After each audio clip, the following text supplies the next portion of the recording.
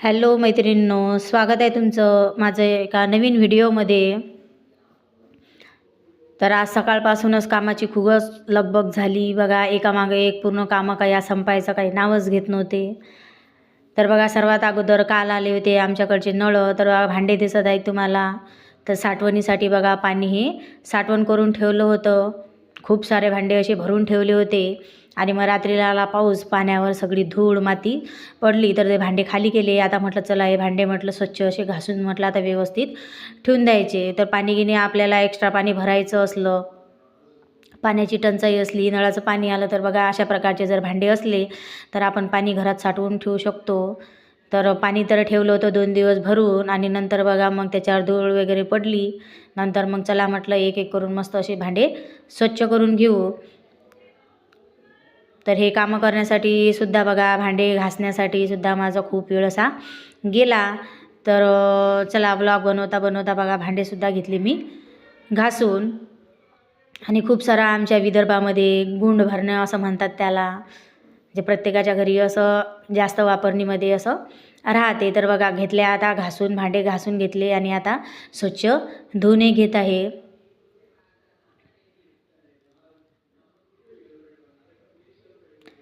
तर भांडे बघा खूपच जास्त होते, त्याच्यामुळं मग वेळही तेवढाच लागत होता भांडे घासण्यासाठी. तर भांडे वगैरे घेतले बघा तिकडले आटपून. आता बेडरूममध्ये येतो तर एवढा पसारा झाला की पसारा कुठून सुरुवात करायची आवरायला हे काही मला सुचत नव्हतं. तर मुलांनी घेतली रात्री बघा, एवढ्या पावसाळ्यातसुद्धा चादर घेऊन झोपतात अंगावरती. तर बघा 2-2 चादरी धरल्या. स्कूलमध्ये जायच्या वेळेस बघा तशाच बेडवरती टाकून दिल्या आणि बेडवरची बेडशीटही पूर्ण अस्तव्यस्त झाली. तर चला म्हटलं आता बेडरूमपासून म्हटलं सुरुवात करून घेऊ. तर बघा कपड्याचा पसारा घेतला मी आता सर्व उचलून. आणि जे चादर दिसत आहे त्या चादरची केली मी आता घडी. तर आता हे चादर बघा दोन्ही जे आहे त्या कंबलच्या आता घड्या करते आणि ते जिथं आहे तिथं त्याच्या जागेवर मस्त व्यवस्थित अशा ठेवून देते. तर बघा बेडशीट टाकायच्या वेळेस आता एक तुम्हाला अशी ट्रिक सांगणार आहे. खूप वेळा आपण गृहिणी बघा बेडवर बेडशीट टाकतो. तर त्याच्यामुळं काय होते, मुलं जर बेडवरती गेले, लहान मुलं बेडवरती गेले, खेळले, तर लगेचच ते बेडशीट त्या बेडवरून निघून जाते. तर एक सोपी अशी एकदम भन्नाट अशी ट्रिक सांगणार आहे तुमच्यासाठी. आणि जर इलॅस्टिकवाली जर आपल्याजवळ बेडशीट असली तर ते तरी एका जागेवरती राहते.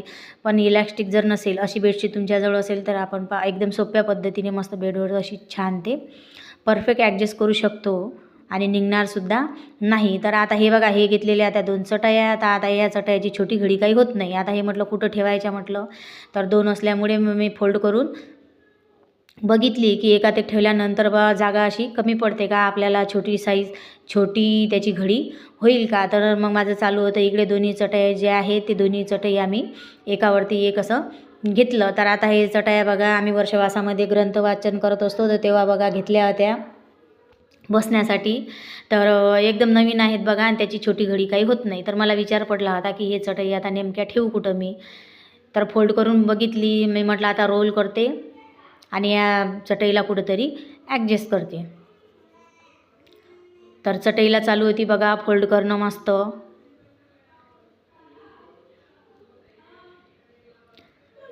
चटई फोल्ड करण्यासाठी बघा खूपच वेळ गेला माझा, पण मला काही ते ॲडजस्ट करता काही आली नाही. त्याची छोटी घडी काही घातली नाही. तर मग मी सध्याची ठेवली ते साईडला. म्हटलं चला तोपर्यंत आपण आता बेडवर बेडशीट अगोदर टाकून घेऊ. तर बघा हे जे बेडशीट टाकलेली आहे बघा, डबल बेडची बेडशीट आहे ते इलॅस्टिकवाली, पण एक्स्ट्रामध्ये होती. तर मग मी ते छोट्या बेडवर टाकून घेतली होती. आता ती बेडशीट झाली खराब. चला म्हटलं आता बेडशीट धुवायला टाकते आणि दुसरी बेडशीट त्याच्यावरती टाकून देते. तर बघा दुसरी बेडशीट टाकण्याच्या अगोदर बघा काही कचरा काही जर असलं तर थोडं मी म्हटलं डस्ट करून घेऊ, आपण थोडं झटकून घेऊ. तर बघा झटकणं चालू आहे कपड्यांना. मग कपड्यांना झटकल्यानंतर मग त्याच्यावर टाकणार आहे आता मी बेडशीट. तर बेडवर बेडशीट असली तर बघा बेडरूमचा लुकही खूप असा छान दिसतो.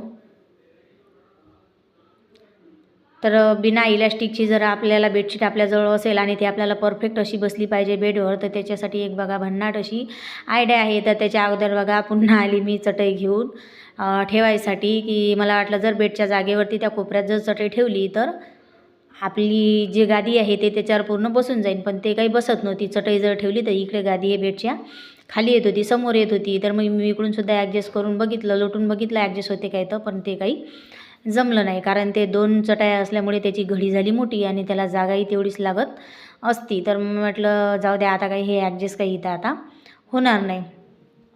तर म्हणून मग मी ठरवलं आता जिथं त्या चटईची जागा आहे तिथंच म्हटलं आता ते आपण चटई ठेवून देऊ. तर चला मग घेतली मग आता बेडशीट बेडवर टाकून घेऊ. म्हटलं आता बेडशीट तर काय करायचं बघा, जेव्हा आपण बेडशीट टाकतो तर बेडशीटचे जे चारही जेव्हा कोपरे असतात त्या बेडशीटच्या कोपऱ्यांना बेडशीट अगोदर बघा अशी आथरून घ्यायची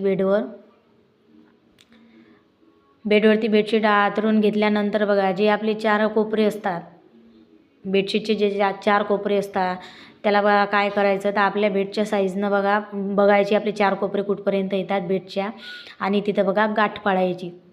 4 कोपऱ्यात जर तुम्ही 4 गाठी मारल्या, 4 गाठी जर पाडल्या तर त्याने काय होते त्या बेडशीटला, त्या बेडला जो बेड आहे आपला गादी आहे त्या गादीला ते बेडशीट अशी लटकून येते, म्हणजे लवकर अशी जमा होत नाही किंवा निघत नाही आणि एकदम परफेक्ट बसते बघा. कुठंही ते बेडशीटवरती चुन्या पडत नाही किंवा जमा होत नाही, एकदम परफेक्ट अशी ते बसल्या जाते. तर बघा 2 कोपऱ्यात मी गाठी मारून घेतल्या.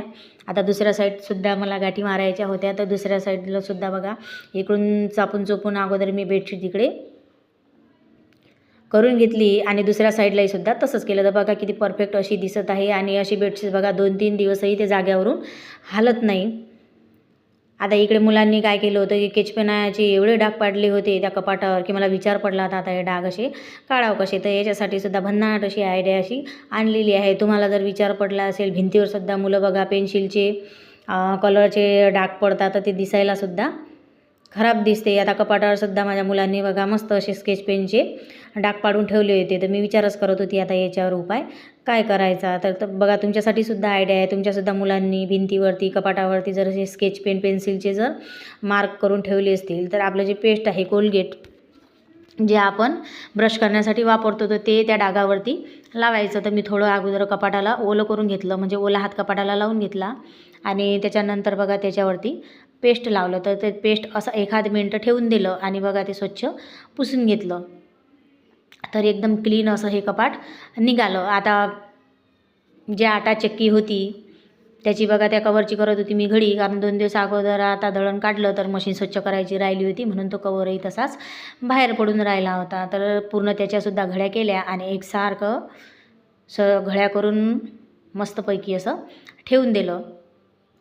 तर मी म्हटलं चटईसाठी काही जागा मिळाली नाही तर चटई ज्या जागेवरती अगोदर होती त्याच जागेवरती मी नेऊन ठेवली. आता इकडे बघतो तो मशीनवरती मुलांनी एवढा पसारा करून ठेवला होता की पूर्ण कपडे घेतले आणि ते मशीनवरती टाकून दिले. तर मशीनवरती टाकल्यानंतर बघा आता नवीनच आमच्या घराचं बांधकाम झालेलं आहे, त्याच्यामुळे घरातली जी सिस्टीम आहे किंवा काही काम आहे कलरिंग वगैरे फर्निचर वगैरे सर्व आमचं बाकी आहे. त्याच्यामुळे मग आता कपडे ठेवायचे कुठे, तर बघा अशा रॅक केलेल्या आहे. त्या रॅकीमध्येच मग मी ते जे डेली यूजचे आपले कपडे आहे ते ठेवत असते. तर बघा त्या कपड्यांच्या घड्यासुद्धा अस्तव्यस्त झाल्या होत्या. तर चला म्हटलं आता हातोहात हे घड्यासुद्धा आपण करून घेऊ. तर बघा पूर्ण घड्या अशा कपड्यांच्या मी करून घेत आहे आणि मशीनवरही खूप पसारा झालेला आहे. तर चला म्हटलं मशीनवरलाही पसारा आता आपल्याला हा उचलायचा आहे. पण असं असते किती काही आपण पसारा आवरला, लहान मुलं घरातनी असले तर कितीही पसारा आवरला तरी पसारा हा होतोच. तर कपड्यांच्या घड्या वगैरे करून घेतल्या. मशीनवर बघते तर एवढा पसारा होता की मुलांनी सर्व कपडे काय जसे त्या मशीनवरच टाकून दिले. तर एक एक करून बघा सर्व कपड्यांची घडी केली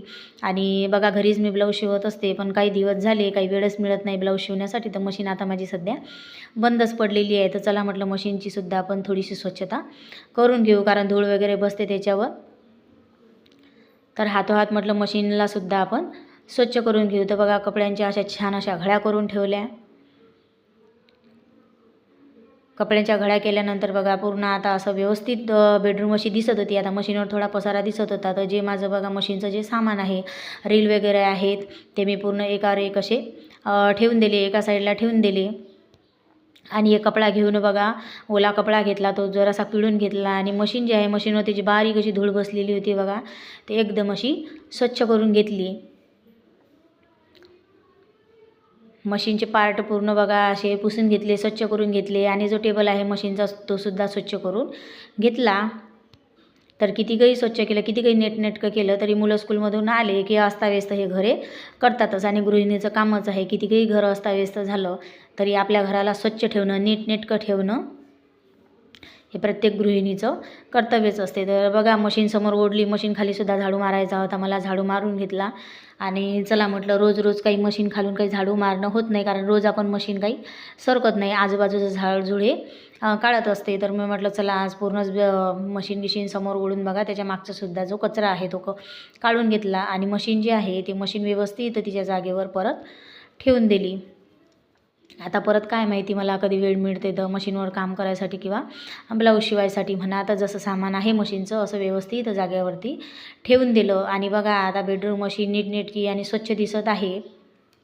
बेडरूममध्ये जास्त सामान नाही आहे, कारण आणखी आमच्या घराचं काम हे व्हायचं बाकी आहे. पण बघा जेवढं आहे तेवढं साधं आणि सोपं एकदम स्वच्छ आणि नीटनेटकं दिसत आहे. तर बघा आज असा गेला माझा थोडासा साफसफाई करण्यामध्ये वेळ. तर व्हिडिओ तुम्हाला कसा वाटला कमेंटमध्ये सांगायला विसरू नका. आणि माझ्या चॅनलवरती नवीन असाल तर प्लीज माझ्या चॅनलला लाईक करा. व्हिडिओ खाली कमेंट करून सांगा तुम्हाला कुठल्या टॉपिकवर माझ्या बाबतीतनी व्हिडिओ बघायला आवडेल. आणि नवीन असाल माझ्या चॅनलवरती तर माझ्या चॅनलवर सुद्धा सबस्क्राईब करा. चला भेटू नेक्स्ट व्हिडिओ.